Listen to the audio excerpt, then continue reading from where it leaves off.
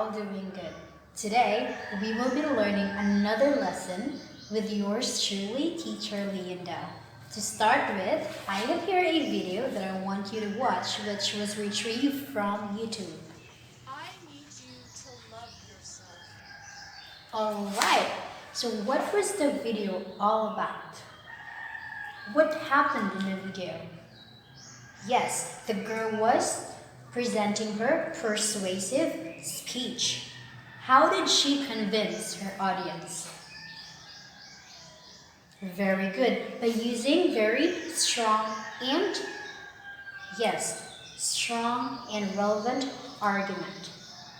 What else? How was she presenting her speech? Yes, creatively engaging her audience with her story and presenting facts and researches. She also mentioned suggestions at the later part of her video on how to, yes, love yourself.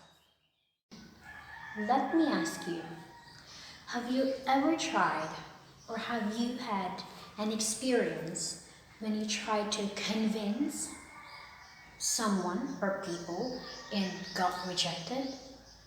How was the experience? I mean, it might be terrible and sad, but what do you think went wrong? What could have been done about it? How did you respond to it? Okay, thank you for your ideas. Let me tell you that in life, there are things, there are people that are not just meant for us. Even if how hardly we try to convince them and pursue them, they're just not meant for us. And that's alright. I mean, if this person is not for you, it's probably because there is something more and better that you deserve. That these rejections from people about things or about ideas and points in life, if you get rejections, that's fine. Take it positively that there's something behind it. There's something behind the story of this rejection. Okay, let's play the video again. And this time, I want you to take note of the important points, important parts. Okay. Change that, even if it's just for one person. My story is of abuse, and it's an ugly one. There's no way to sugarcoat it. I was in an abusive relationship.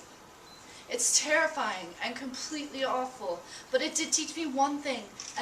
Right. So what made the persuasion successful? What were the features present in her persuasive speech? Yes, correct and strong introduction, relevant arguments and researches, personal experience, for example, her personal story. Because the speech was very interesting. Though it sounded like a monologue, but you can see that it was very interesting and interactive. In the speaker, she had a strong connection with her audience because of, yes, the point of view that she presented. What else? Yes, the conclusion was great. It wrapped up everything. Yes, lastly, it made suggestions and, yes, relevant information more about the topic of self-love for our listeners. Alright, so today our lesson is about persuasive speech. So we are going to discuss and learn and explore what persuasive speech is about, the features. I'll be giving you some tips on how to deliver a persuasive speech. Okay.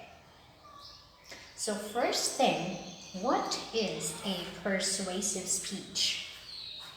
So it is a speech given with the intention to convince people or your audience to believe or do something. This could be virtually, like through in elections, votings, what else? Donation, recycling, auction, biddings, etc.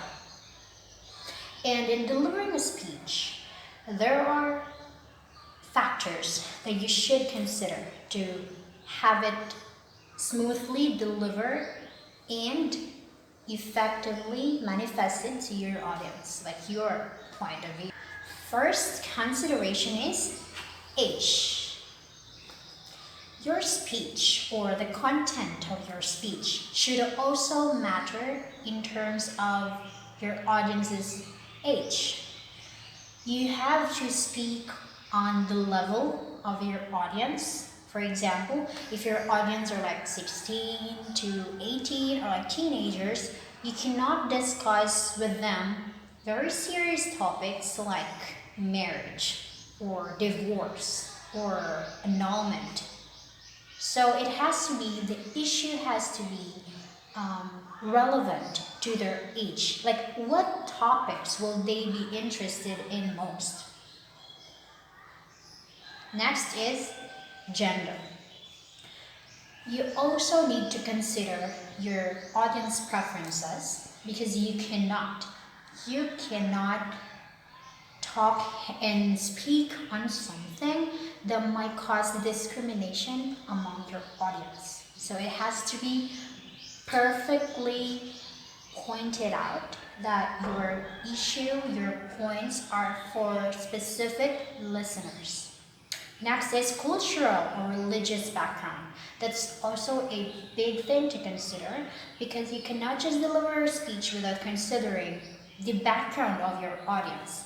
There has to be synchronous delivery of ideas and points in which nobody gets offended at the end of your speech. You have to consider the issues that are happening in the community, for example, that your audience will find relevant. Okay. Next is shared interests, beliefs, and hopes. You cannot just decide on topics that your audience won't be interested at all. That's like a total waste of time. So, think for a topic or a discussion that will catch the interest of your listeners, that will probably like listen throughout your speech. Your topic or discussion should elicit ideas from your audience, like will they be open to changes after listening and hearing to your speech? Will they be open to suggestions? Or is your speech good enough to convince them to decide on something or have a different point of view about things? So there should be an argument in your discussion that will make your listeners wonder and ponder. Should I do this? Yeah, what if I do this? Yes, will this happen? What will happen? Okay. Stating your argument. So you should pick 2 to 4 themes to discuss during your speech. That you need to consider the time allotment given to you, particularly because most speeches they actually have, like, for example, 10 minutes of delivery. So you have to make sure that you pick the best points that you want your audience to hear from you. So you have to make it concise and direct to the point. Discuss your themes and your subtopics, the issues that you want to cover throughout your speech. Next is addressing counter arguments. Present facts and researches that may help you develop a strong baseline of information that you're delivering to your audience. Your best conclusions, suggestions that will, at the end of the day, make your audience or listeners wonder, yeah, if I do this, yes, she's right. If I do this, yes, I should do this. So take time to realize the things, the points that you want to impart to your listeners, to your audience, that you want to leave them. Here are some tips on how to deliver your speech effectively. First, practice, practice, and practice some more. Second, show confident body languages. Third, don't memorize your speech word for word. Remember to use facial expressions when storytelling. And lastly, keep your speech concise as possible. Okay, so for your activity, I have here an excerpt of Dr. Martin Luther King Jr.'s speech entitled, I Have a Dream. It's very known. Okay, so I will be giving you 5 minutes to read it, and after that, while we're also reading it, try to identify and cite the important points in it, the features that he used, the structure of his speech. Okay? What was the structure of his speech? Was there a good introduction? Was the ideas all presented? Did you see any points that made you think of the idea that he is presenting? Or any relevant ideas that you can relate to his points? Okay, thank you so much. Okay, let's have another activity. So I will be grouping you into 4. So first row will be group 1, second row group 2, third row group 3, last row group 4. The first 2 rows, the first 2 groups, 1 and 2, you will be set A, take note of it, and then groups 3 and 4 will be set B. Okay, here's what you're gonna do. I have here topics for you to discuss. Set A. Should students be given homework on weekends? That's your topic for groups 1 and 2. Set B. Should students be given 8 learning areas or 8 subjects in distance learning modality? So group 1 will be affirmative. You will need to show and to deliver your points, affirming to the need, the significance of having homework on weekends. Group 2 will be discussing on the negativity of having homeworks on weekends. The same thing applies to set B. Group 3 will be discussing affirmations about having 8 learning areas, while group D will be discussing the negative effects. Yes, you can discuss the negative effects, or why shouldn't there be 8 learning areas. So with your group mates, I want you to discuss with everyone in the group for 5 minutes the points that you need for your discussion. So there has to be one representative from each group. After 5 minutes, that representative will discuss and present your points. You may also use or research sources from the internet, and please follow the APA format in citing these sources, like articles, researches that you may relate your discussion to.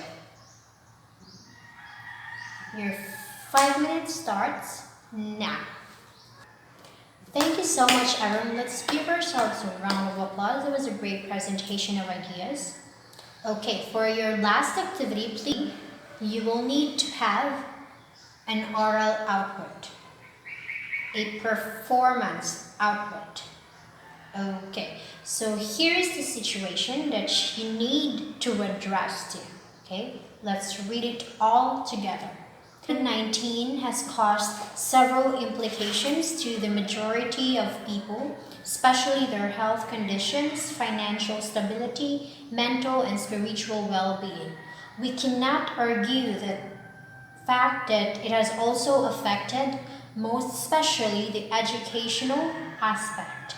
Your role as a student now is to convince people in your community and the mass on better options and ways to address this issue with regards to the current learning modality without compromising the safety of the students. So you need to prepare a 2-minute persuasive speech addressing the question, should there be face-to-face classes in the next school year?